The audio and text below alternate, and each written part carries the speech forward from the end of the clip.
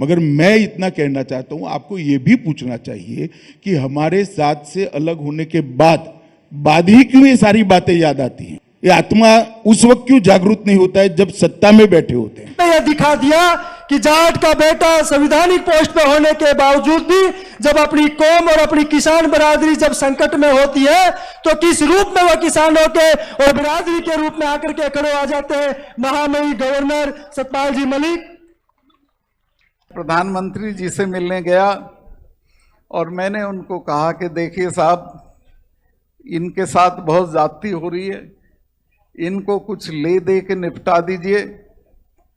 तो उन्होंने कहा चले जाएंगे, क्यों चिंता करते हो। मैंने कहा साहब आप इनको जानते नहीं हो, ये तब जाएंगे जब आप चले जाओगे। और बराड़ साहब, सिख भाइयों के लिए तो मैंने उनको बताया कि ये तो 300 साल तो भूलते नहीं हैं।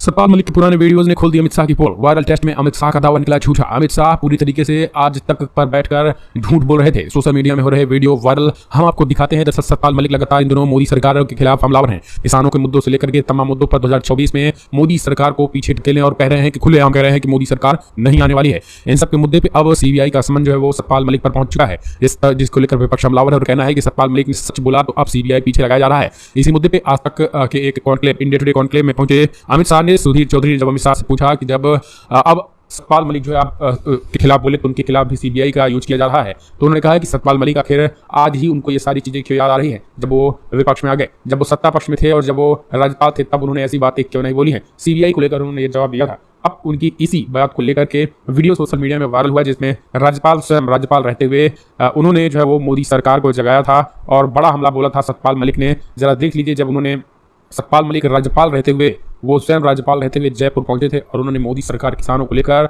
शुरू से ही किसानों को लेकर सतपाल मलिक जो है वो मोदी सरकार के खिलाफ थे। जरा देख लीजिए। मैं प्रधानमंत्री जी से मिलने गया और मैंने उनको कहा कि देखिए साहब, इनके साथ बहुत ज्यादती हो रही है, इनको कुछ ले दे के निपटा दीजिए। तो उन्होंने कहा चले जाएंगे, क्यों चिंता करते हो। मैंने कहा साहब आप इनको जानते नहीं हो, ये तब जाएंगे जब आप चले जाओगे। और बराड़ साहब, सिख भाइयों के लिए तो मैंने उनको बताया कि ये तो 300 साल तो भूलते नहीं हैं और किसी लड़ाई में इस तरह का समझौता नहीं करते हैं जैसा आप समझते हो। इनके तो गुरु महाराज के 4 साहबजादे शहीद हो गए थे लेकिन समझौता नहीं किया था। और मैं आपको डराने नहीं आया, लेकिन मैं आपको सावधान करने आया हूं कि इनके साथ जाति मत करना। ये जब मिसेस गांधी ने ब्लू स्टार ऑपरेशन किया, उसके बाद 1 महीने तक अपने फार्म हाउस पे उन्होंने महामृत्युंजय का पाठ कराया। अरुण नेहरू मेरे अच्छे दोस्त थे, उनके भतीजे थे। उन्होंने कहा फूफी आप तो इसमें यकीन नहीं करती थी।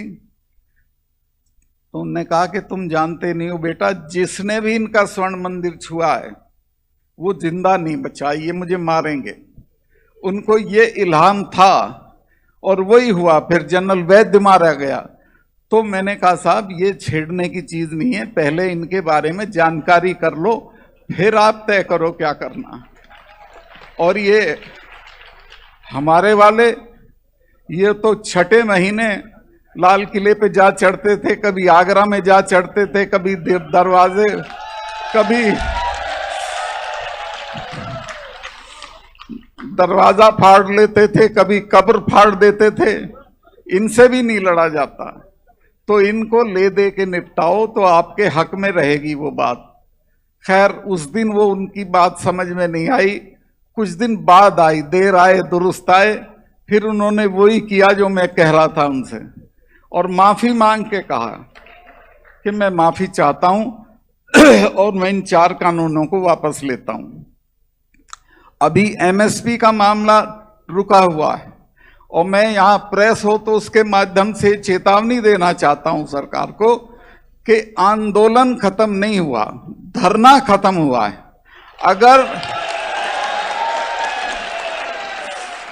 एमएसपी का कानून नहीं बना तो बहुत भयानक लड़ाई देश में होगी किसानों की सरकार के साथ। और मेरे तो 4 महीने रह रहे हैं, मैं तो छोड़ के इसी में कूद पड़ूंगा।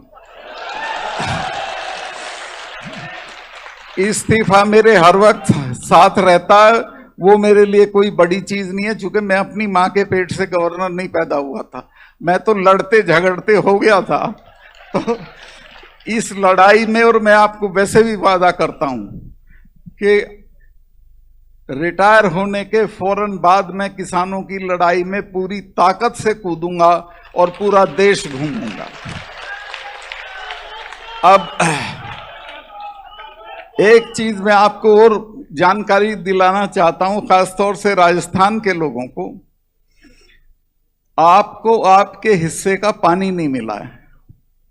मैं जब कश्मीर में था तो मुझे गडकरी जी का फोन गया कि सतपाल भाई, अमरिंदर मेरे पास बैठे हैं और ये कह रहे हैं कि आपके और पंजाब के बीच में कोई पानी का समझौता होना है जो 40 साल से नहीं हो रहा है, और उसका नतीजा ये है कि सारा पानी पाकिस्तान को जा रहा है। तो मैंने कहा उनको, अमरिंदर जी को, कि आप कल अपने मंत्री को भेज दें। उसने कहा कल तो नहीं, परसों मेरा मिनिस्टर आ जाएगा। और 40 साल से महबूबा और फारूक अब्दुल्ला उसको लटकाए हुए थे, इसलिए कि वो पानी वहीं जाता रहे जहां जाता था। मैंने 15 मिनट में समझौता करा दिया। इस बात पे अटकाया हुआ था कि कंट्रोल किसका हो। मैंने कहा किसी का कंट्रोल नहीं होगा, जॉइंट सुपरविजन होगा। दस्तखत हो गए, मिठाई बट गई, और आज आपको मैं बताना चाहता हूं कि उस समझौते, उस पे काम शुरू हो गया है। कंडी एक इलाका है जम्मू में, जो कंडी माने सूखा इलाका, उसमें 25,000 हेक्टर में सिंचाई होगी, 6,000 हेक्टर में पंजाब में होगी, और उसके बाद भी बहुत पानी बचेगा जो राजस्थान और हरियाणा को मिलेगा। मैं राजस्थान के लोगों से कहना चाहता हूं कि अपने नेताओं को कहें कि थोड़ा सावधान रहा करें और देख लिया करें कि तुम्हारे हिस्से की क्या चीज कहां बकाया है, उसको अपने यहां ले आएं। अब एक मुझे इन्होंने अभय सिंह जी ने एक याद दिलाई चीज, और वो है उसकी नहीं स्वामीनाथन। इसका कोई नाम नहीं जानता था स्वामीनाथन का।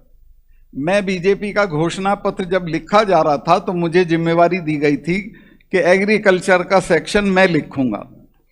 तो मैं जब वो लिखने लगा तो सबसे पहले मेरे जहन में आया कि मैं स्वामीनाथन कमेटी की सिफारिश लिखूं, लेकिन मुझे पता था कि बीजेपी कभी ये नहीं मानेगी।